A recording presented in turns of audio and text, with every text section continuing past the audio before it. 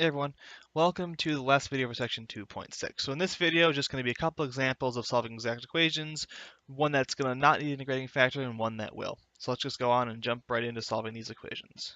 So example number one, solve. Here's what we want to solve, is this ODE right here. So obviously we're in the section on exact equations, so let's check and see if this is exact. So by exact, I want to take the y derivative of the part away from dy dt. So m sub y is just 2t over t squared plus 1. And I want to take the t derivative on the other side. So n sub t is also 2t over t squared plus 1 by the chain rule with the derivative of a logarithm. So this guy is exact. We're in good shape here. We can start trying to find their function psi that we care about. So to do that, I am going to integrate. Which one do I want to do first? Let's do this side first, the m side. So I'm going to integrate this function here in t. Because what do I want? I want a function psi whose t derivative is m and whose y derivative is n. So this here is my m, this here is my n. So integrate this guy in t. So integrating this, I just have a u substitution here. U is t squared plus 1. Du is 2t dt. So I'm going to get my antiderivative function q of ty is y times the logarithm of t squared plus 1 minus t squared. And so my function psi is going to be of t and y log of t squared plus 1 minus t squared plus some function h of y. And so then n, which I want to be psi y, is going to be the log of t squared plus 1 plus h prime of y. Now since n is the log of t squared plus 1 minus 2, this tells me h prime of y is negative 2, which means h of y is minus 2y. So I get my function psi of t y equals y log of t squared plus 1 minus t squared minus 2y.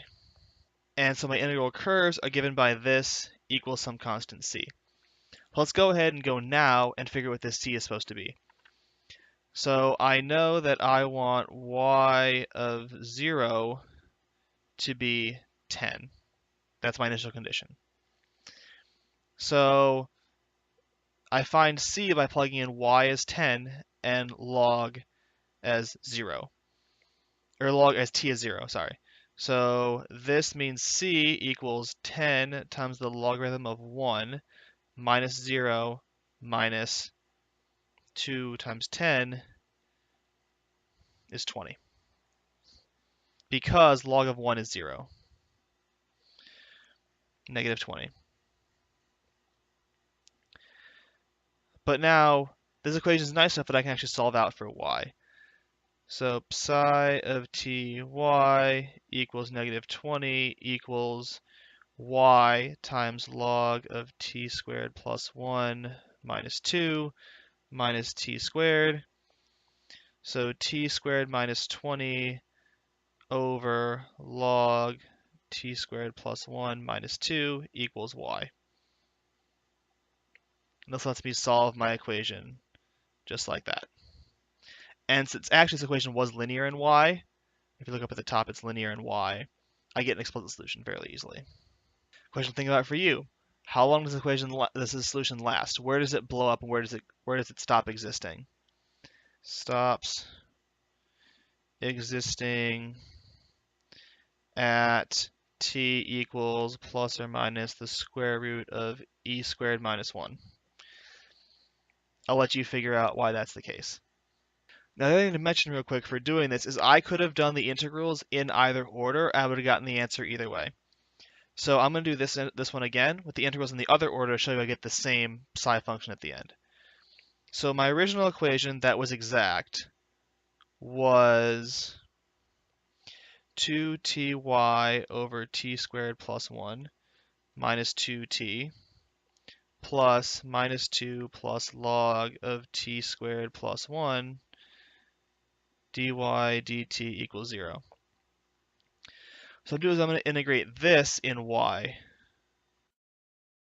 to get, I'm going to call this guy r of ty, because it's the other version, is going to be negative 2y plus y log of t squared plus 1, because I'm integrating y there, which means my function psi of t and y should be y log of t squared plus 1 minus 2y plus some function g of t.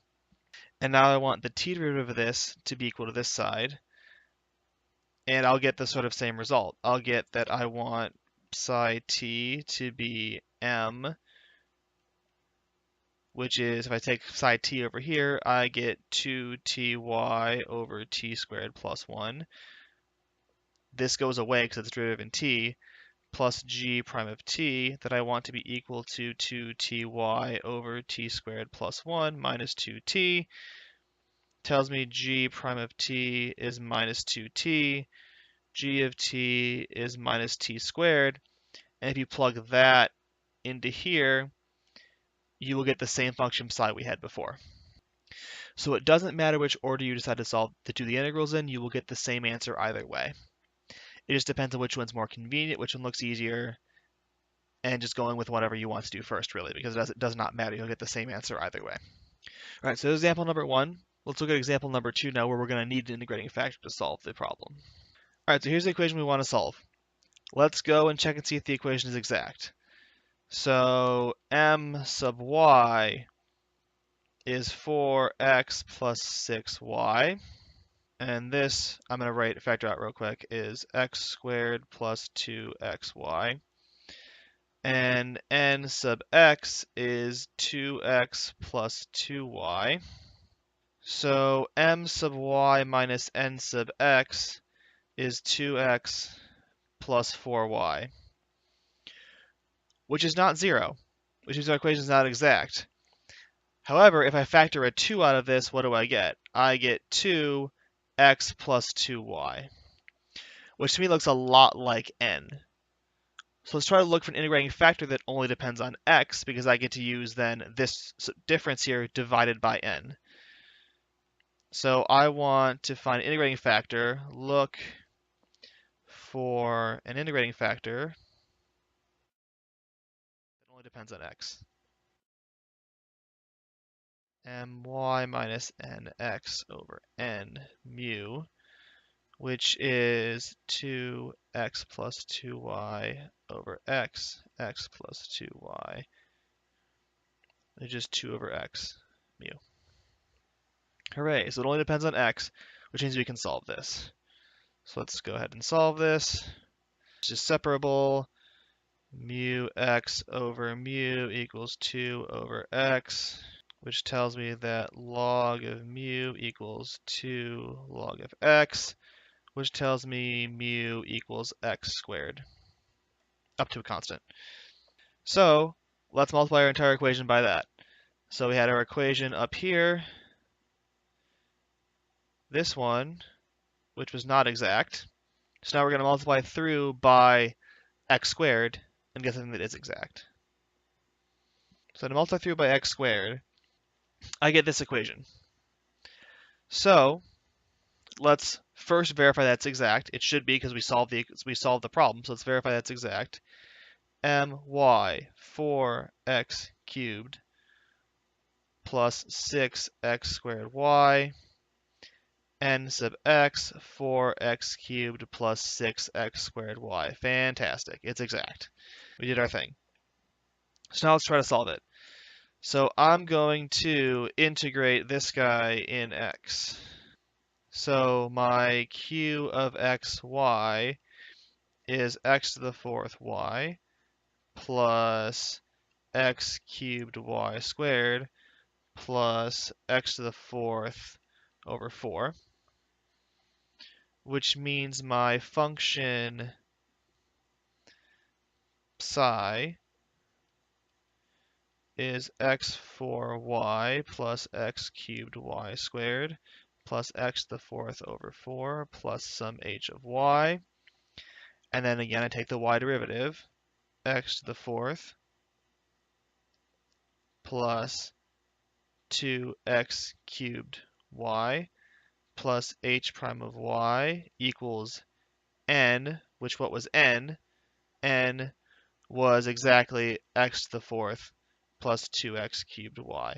So h prime is 0, h is a constant, and my stream function psi is just this with this guy gone. So there's my answer.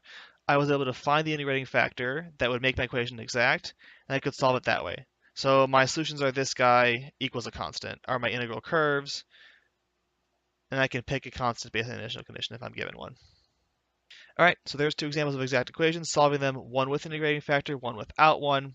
It should give you a basic idea for what to look at and how to solve all the problems you're going to see in the sets in class, in sets on homework, and in sets on exams. All right, thanks for watching, and we'll move on to the next section in the next video.